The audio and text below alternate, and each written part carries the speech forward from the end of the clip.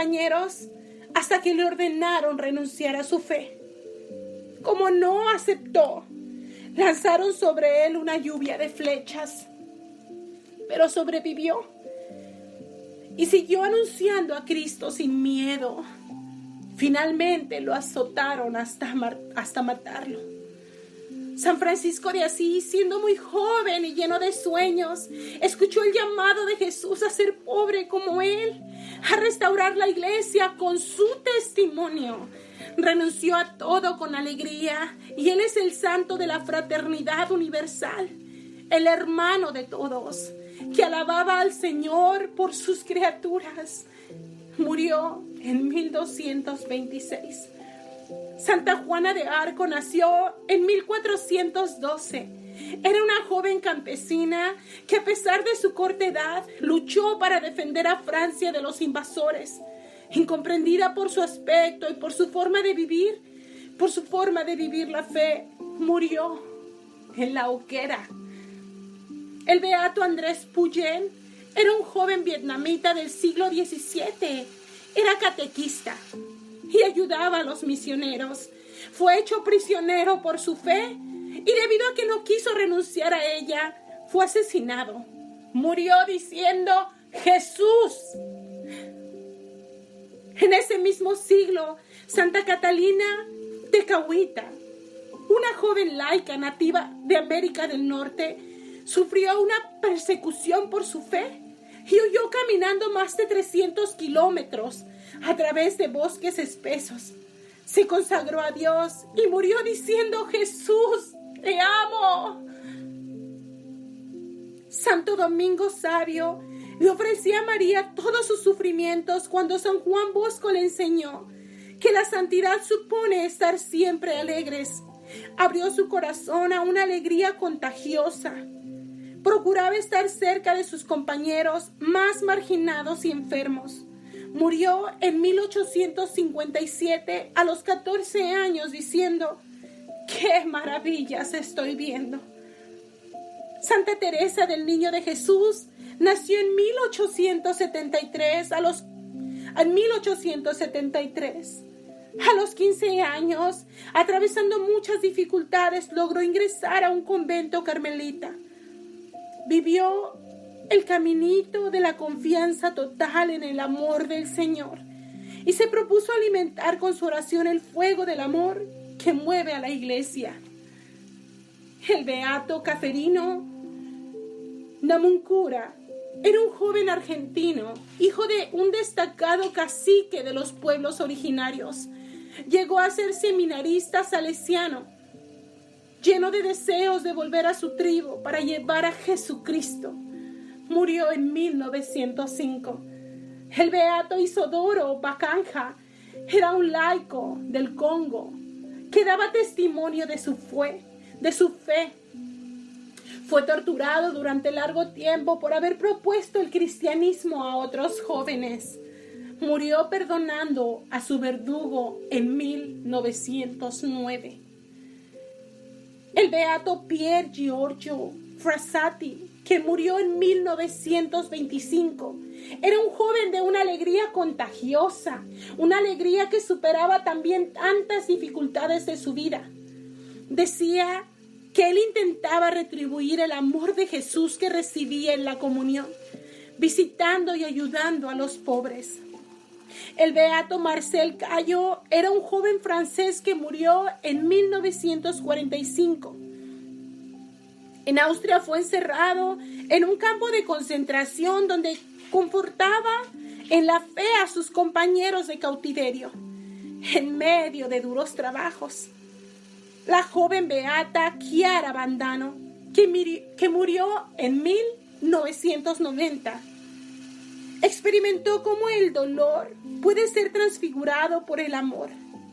La clave de su paz y alegría era la plena confianza en el Señor y la aceptación de la enfermedad como misteriosa expresión de su voluntad para su bien y el de los demás.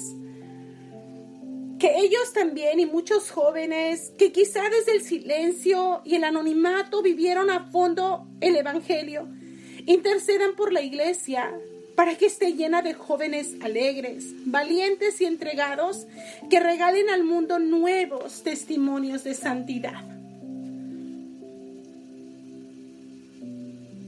Después de recorrer la palabra de Dios, de ver estas vidas santas, no podemos decir solo que los jóvenes son el futuro del mundo, sino que son el presente. Lo están enriqueciendo con su aporte. Un joven ya no es un niño, está en un momento de la vida en que comienza a tomar distintas responsabilidades, participando con los adultos en el desarrollo de la familia, de la sociedad, de la iglesia. Pero los tiempos cambian y resuena la pregunta: ¿cómo son los jóvenes hoy? ¿Qué les pasa ahora? El sínodo reconoció que los fieles de la iglesia no siempre tienen la actitud de Jesús. En lugar de disponernos a escucharlos a fondo, a veces predomina la tendencia a dar respuestas preconfeccionadas y recetas preparadas, sin dejar que las preguntas de los jóvenes se planteen con su novedad y sin aceptar su provocación. En cambio, cuando la iglesia abandona esquemas rígidos y se abre a la escucha disponible y atenta a los jóvenes, esta empatía la enriquece porque permite que los jóvenes den su aportación a la comunidad, ayudándola a abrirse a nuevas sensibilidades y a plantearse preguntas inéditas. Ahora me pregunto, ¿qué ha pasado con ese espíritu joven? ¿Qué ha pasado? ¿Por qué nos hemos vuelto tan tibios?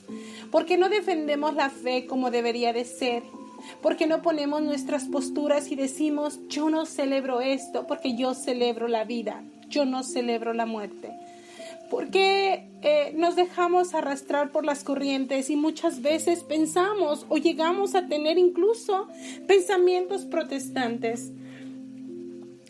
Nuestro Señor Jesús, ese joven que a sus 30 años comenzó a evangelizar, un Jesucristo siempre joven, un Jesucristo siempre lleno de gozo, un Jesucristo que no tuvo miedo a la muerte, no tuvo miedo a morir por amor a este pueblo pecador. Y yo en este momento, mi Jesús, mi amado, mi Dios, mi todo, te doy las gracias. Te doy las gracias por ese sacrificio de amor y te pido que contagies este corazón de tu juventud, Señor. Dame a mí una gotita de tu entusiasmo, una gotita de tu valor, una gotita de ese amor tan puro y perfecto como el que tenías tú. Jesús es joven entre los jóvenes, para ser ejemplo de los jóvenes y consagrarlos al Señor.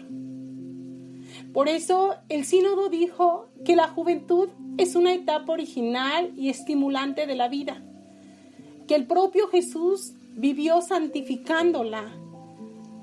¿Qué nos cuenta el Evangelio acerca de la juventud de Jesús? El Señor entregó su espíritu en una cruz cuando tenía un poco más de 30 años de edad. Es importante tomar conciencia de que Jesús fue un joven. Dio su vida en una etapa que hoy se define como la de un adulto joven. Dio su vida en una etapa que hoy se define como la de un adulto joven en la plenitud. Él comenzó su misión pública y así brilló una gran luz. Sobre todo cuando dio su vida hasta el fin. Este final no era improvisado, sino que toda su juventud fue una preciosa preparación de cada uno de sus momentos, porque todo en la vida de Jesús es signo de su misterio, y toda la vida de Cristo es misterio de redención. El Evangelio no habla de la niñez de Jesús, pero sí nos narra algunos acontecimientos de su adolescencia y juventud. Mateo sitúa este periodo de la juventud del Señor entre dos acontecimientos: el regreso de su familia a Nazaret después del tiempo del exilio, y su bautismo en el Jordán, donde comenzó su misión pública. Las últimas imágenes de Jesús niño son las de un pequeño refugiado en Egipto y posteriormente las de un repatriado en Nazaret. Las primeras imágenes de Jesús joven adulto son las que lo presentan en el gentío junto al río Jordán para hacerse bautizar por su primo Juan el Bautista como uno más de su pueblo. Este bautismo no era como el nuestro, que nos introduce en la vida de la gracia, sino que fue una consagración antes de comenzar la gran misión de su vida. El Evangelio dice que su bautismo fue motivo de la alegría y del beneplácito del Padre. Tú eres mi Hijo amado. Enseguida Jesús apareció lleno del Espíritu Santo y fue conducido por el Espíritu al desierto. Así estaba preparado para salir a predicar y hacer prodigios para liberar y sanar. Cada joven, cuando se sienta llamado a cumplir una misión en esta tierra, está invitado a reconocer en su interior esas mismas palabras que le dice el Padre Dios. Tú eres mi Hijo amado. Entre estos relatos encontramos uno que muestra a Jesús en plena adolescencia. Es cuando regresó con sus padres a Nazaret, después de que ellos lo perdieron y lo encontraron en el templo. Allí dice que les estaba sujeto porque no renegaba de su familia. También Lucas agrega que Jesús crecía en sabiduría y edad y gracia ante Dios y los hombres. Es decir, estaba siendo preparado y en ese periodo iba profundizando su relación con el Padre y con los demás. Juan Pablo II explica que no crecía solo físicamente, sino que se dio también en Jesús un crecimiento espiritual, porque la plenitud de gracia en Jesús era relativa a la edad. Había siempre plenitud, pero una plenitud creciente con el crecer de la edad. Con estos datos evangélicos podemos decir que en su etapa de joven Jesús se fue formando, se fue preparando para cumplir el proyecto que el Padre tenía. Su adolescencia y su juventud lo orientaron a la misión suprema. El Señor nos llama a encender estrellas en la noche de otros jóvenes. Nos invita a mirar los verdaderos astros, esos signos tan variados que Él nos da para que nos quedemos quietos, para que no nos quedemos quietos, sino que imitemos al sembrador que miraba las estrellas para poder arar el campo. Dios nos enciende estrellas para que sigamos caminando. Las estrellas brillan alegres en sus puestos de guardia y las llama y les responden. Pero Cristo mismo es para nosotros la gran luz de esperanza y de guía en nuestra noche. Por Él es la estrella radiante de la mañana. Entonces, estas palabras son tomadas de un libro que un sacerdote me hizo el favor de prestarme y se llama Christus Vivit, Vive Cristo, en el cual nos acerca un poco más a ese Jesús joven, a ese Jesús que lo dio todo por amor a nosotros, pero también vemos a esos jóvenes que dieron la vida por Él.